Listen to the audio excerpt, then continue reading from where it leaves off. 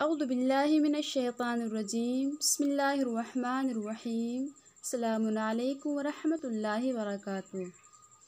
15वें कलमे हिकमत की तफसीर हौज़ इल्म जामा हैदरिया अब्बास आबाद की तरफ से आपकी खिदमत में पेश की जा रही है। क़ाल इमाम अली अलैहिस्सलाम मा कुल्लु मफ्तूनिन युआतबु। इमाम अली अलैहिस्सलाम इरशाद फरमाते हैं कि हर फितने में पड़ जाने वाला काबिल इताब नहीं होता है, काबिल सरजनिश नहीं होता है। इब्न अबिल हदीद अपनी शरह नहजुल बलागा में ये बयान करते हैं कि इमाम अली अलैहिस्सलाम ने ये कलाम चंद अफराद के लिए इरशाद फरमाया। साद बिन अबी वक़ास, मोहम्मद बिन मुसलमा, उसामा बिन ज़ैद, अब्दुल्लाह बिन उमर। और उस वक्त इरशाद फरमाया जब इन हज़रात ने इमाम अली अलैहिस्सलाम के साथ जंग जमल पर जाने के लिए मना कर दिया था।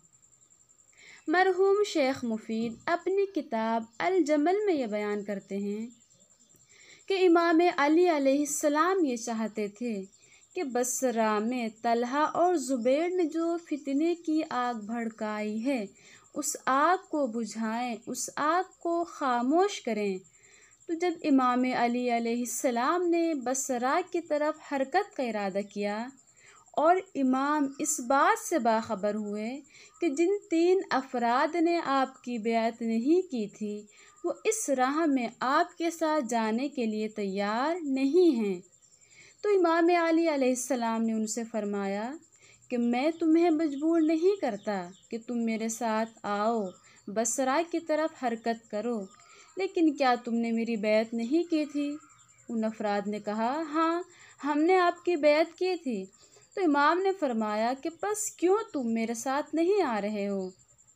उन तीनों अफराद में से हर एक ने अपना अपना उज़्र बयान किया। उस वक्त इमाम अली अलैहिस्सलाम ने फरमाया, लैसा कुल्लु मफ्तूनिन युआतबु, कि हर फितने में पड़ जाने वाले की मजम्मत नहीं की जा सकती। इमाम ने उनसे फरमाया, जाओ, पलट जाओ, खुदा मुझे तुम लोगों से बेनियाज कर देगा। जो मुसीबतें इंसान के दामनगीर होती हैं, इंसान की ज़िंदगी में पेश आती हैं, उन मुसीबतों के चंद अवामिल हैं, चंद इल्लतें हैं। सबसे पहली इल्लत ये है कि कभी कभी ये मुसीबतें हमारे आमाल का नतीजा होती हैं। मसलन इंसान काम की अंजामदही के लिए सुस्ती और काहली से काम ले, मौक़े को गनीमत जानते हुए भी उस मौक़े से इस्तिफ़ादा ना करे, तो इस तरह की कैफियत में यकीनन ऐसा इंसान काबिल सरजनिश है, उसकी मज़म्मत की जाए। दूसरी इल्लत, कभी कभी ऐसा होता है कि ये मुसीबतें इंसान के गुनाहों का कफ़ारा होती हैं।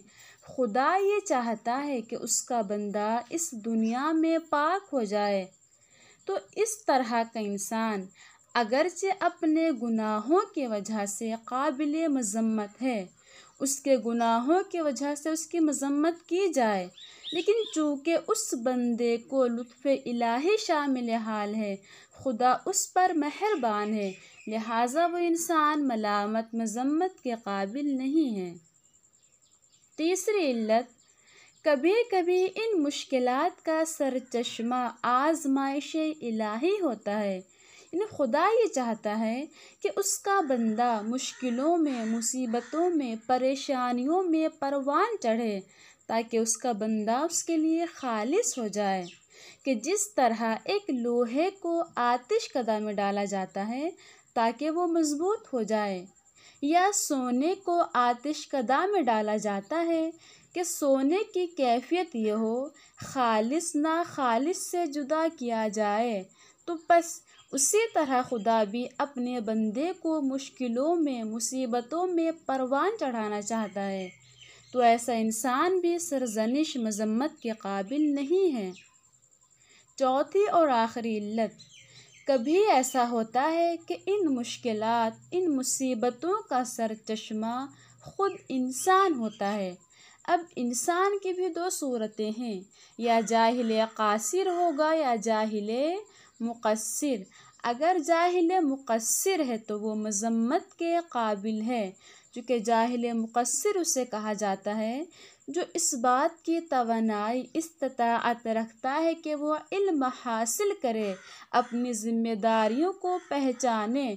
अगरचे वो जाहिल है लेकिन वो इस्तिताअत के बावजूद भी मुक़स्सिर कोताही से काम ले, तो ऐसा इंसान मज़म्मत के काबिल है। मफ़तून का माना, मफ़तून का मादा फ़तन है और फितना हकीकत में आज़माइश के माना में इस्तेमाल होता है, और हर तरह की मुश्किलात को भी हम फितने का नाम दे सकते हैं। और मफ़तून उससे कहा जाता है जो फितने में मुब्तला हो। लिहाजा इमाम के कलाम का मकसद यही है कि तमाम वो अफराद जो मफ़तून हैं, जो किसी फितने में मुब्तला हैं, किसी मुसीबत परेशानी में मुब्तला हैं, वो सब के सब मज़म्मत के काबिल नहीं हैं। अगर इंसान अपने इरादे, अपने इख्तियार से फितने में मुब्तला हो जाए तो यकीनन ऐसा इंसान मज़म्मत के काबिल है। वसल्लल्लाहु अला मुहम्मद व आले मुहम्मद।